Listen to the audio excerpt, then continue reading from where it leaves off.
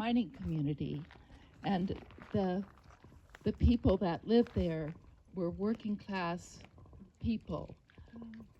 And so this project really is close to my heart because there is an element of social equity and social injustice that shouldn't be overlooked when we are considering the devastation that is happening here in the desert where we stand.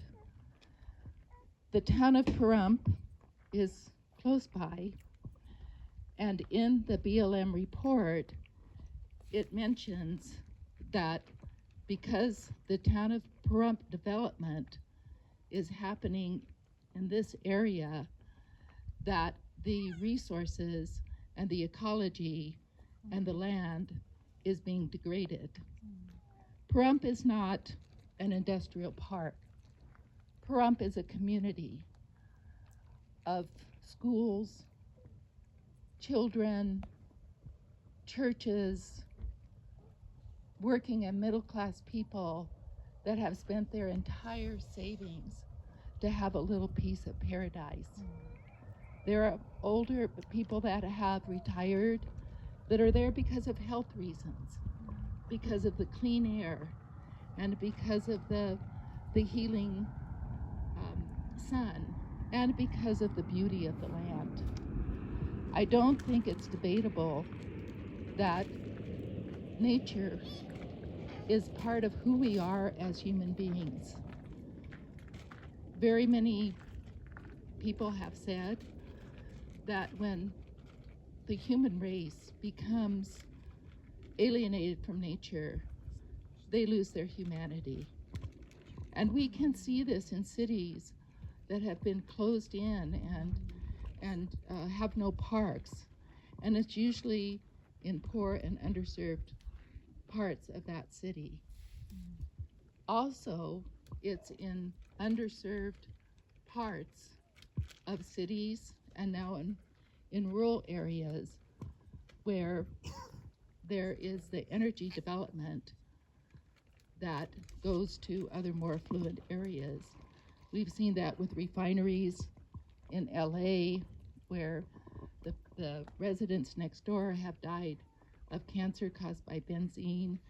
We've seen it in the Kentucky mountains. We've seen it in Navajo land, where the Navajo Nation and many others were poisoned by the uranium mining. And now in Pahrump, it is said that the community is degrading the land. As I've said, it's not an industrial park. So this land, all the way up to Pahrump, will cut off nature, will destroy the clean air, will make it an unfit community, an unhealthy community for those that have spent their life savings to be there. And for what? For profit.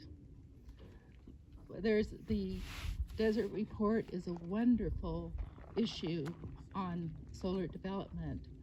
And one of the writers is Loretta Lynch, that served on the PUC.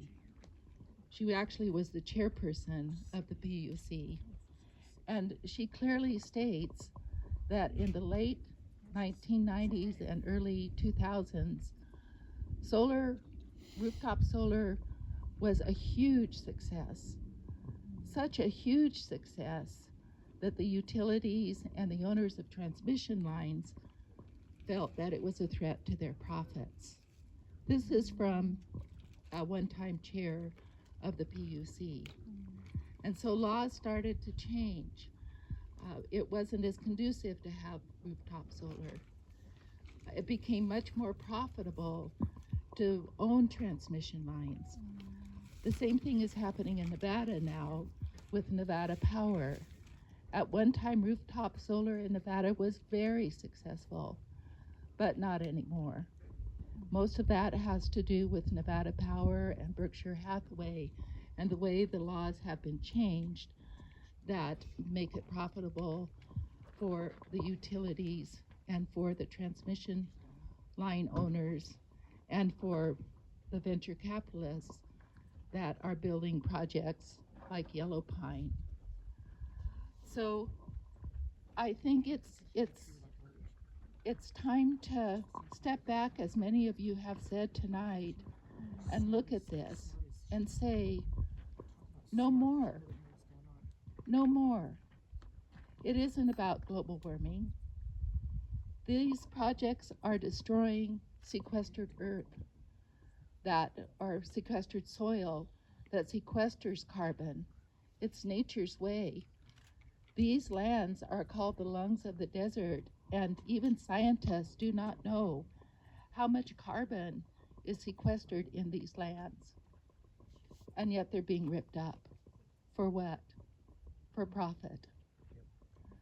Look at our ancient trails, the Sacred Salt Song Trail, and other amazing national treasures that are being destroyed.